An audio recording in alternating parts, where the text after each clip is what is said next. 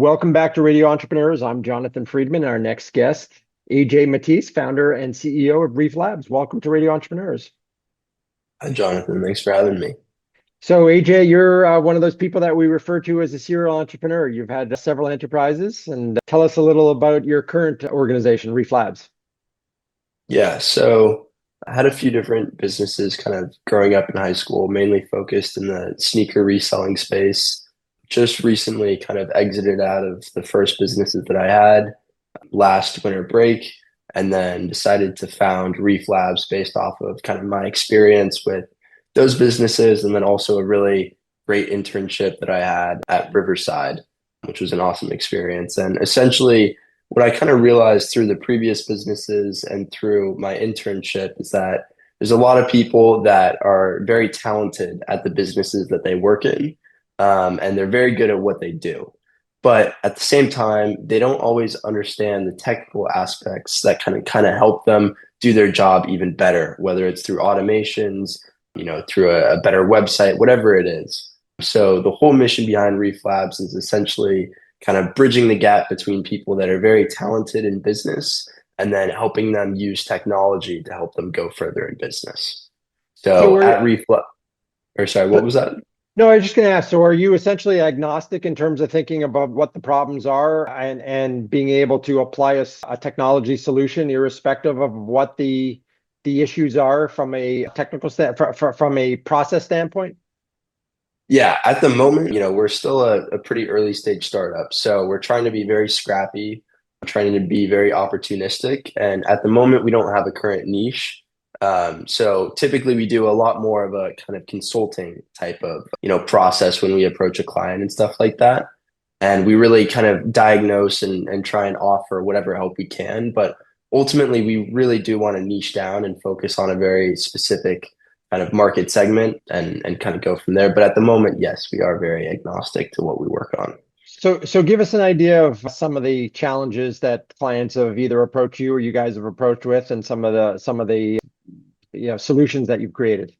Because I was Yeah, reading about some of them and they're pretty interesting.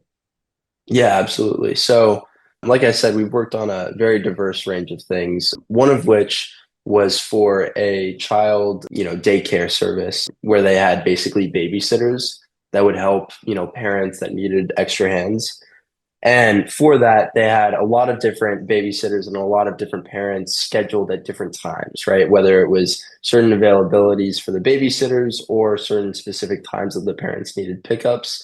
And what we did for that was we built a system where we had a database with all that information, and then we had an algorithm that would automatically match those, parents as well as babysitters, help them kind of come up with the most optimized matching system and help them fulfill as many parent requests as possible. So that was one solution of something. But, we've also worked on many other projects, one of which was basically doing mass data scraping for a marketing company where we basically scraped, the internet for a lot of different marketing profiles and then helped them do targeted marketing towards that. And then, we've also done very simple landing pages for clients as well. So is one of the core features or things that prospective clients can be looking at is what manual processes or what processes do you do in your business that can potentially be automated by using technology? Yeah, absolutely. That was kind of the core mission of what we set out to do. And quite honestly, in the last few months, we've kind of drifted away from that mission to really helping startups. This is a little bit different than the previous examples that I was giving, but we kind of drifted away a little bit and we started focusing more on kind of AI startups and helping them build out their core product first. But over the summer, we've been trying to, gear back towards what our original mission was and really help more with the process automation and really helping people kind of work on things that will save them time and automate their processes. It's interesting in today's day and age where there are so many solutions out there for Yeah. virtually any problem and native applications, and then people seem to always want to have some sort of bolt on. It's amazing to me how many companies acquire all these disparate systems that never interact with one another. and then they're left with, some sort of manual integration or data in one legacy system and then data in a second system that provides another piece of their information. And yet bridging the two of those or bringing those together is something that people don't really think about. It's sort of like, they're in their own stacks. And so I Yeah. think there's a huge opportunity in terms of trying to automate those processes for companies or bringing those two disparate systems together to be able to create a more linked or a synergistic sort of approach. Yeah, absolutely. And that's really why we try and focus on custom software. Because with custom software, the value that you provide is a lot higher, given that you can tailor it exactly to what the client's needs are. And instead of having a very generic kind of platform where maybe it doesn't integrate perfectly with all of your other systems, when you build it out custom, you're able to build it exactly to the client's needs and make sure that it works with all their previous systems as well. So are you finding that, people often hear custom and they, the dollar signs flash with the tools that you have available at your disposal today, utilizing technology and also, more open source type of solutions. Are you finding that you can build custom solutions in an economical way and that companies are not as turned off or at least concerned about what the pricing might end up being? Yeah, absolutely. That's been one of the biggest focuses for this summer that we've been working on. Because yeah, absolutely. When you're talking about custom, that typically means that you're having to, pay a development team to sit down and build it from the scratch up, which is a lot more expensive than using a software that's a little bit more generic and you can kind of reuse it over and over. So what we've been kind of trying to do to battle the higher prices is we've built out an entire program that teaches our development team how to code with AI. And we always, kind of pride ourselves on extremely high quality code. So when we say coding with AI, that just means that we're using AI to build out the base of it. And then we go in with human hands and really make sure that it's quality, make sure that, humans are taking exact looks at, absolutely everything within that code base. So there's no sacrifice to quality with it.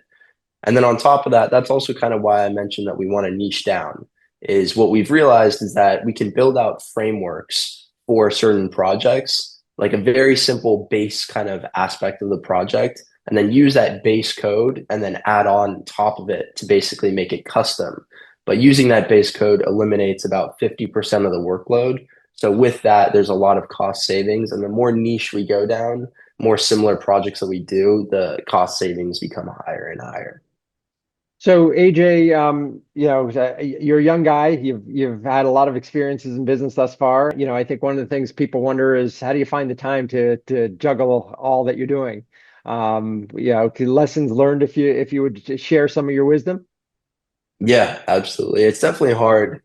Also really hard when you're, there's a lot of kids in college and, not all of them are working towards something like building a business. And, most of them have, schedules that they follow, but they don't have to be disciplined in terms of like keeping on track of to-dos that don't have deadlines. And you're the one that's having to put deadlines on yourself.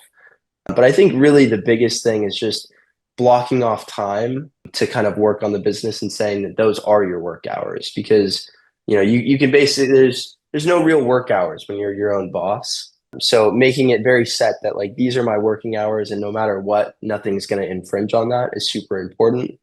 I also think the biggest thing too is just kind of scheduling meetings with your team and doing co-working sessions has been really, really helpful.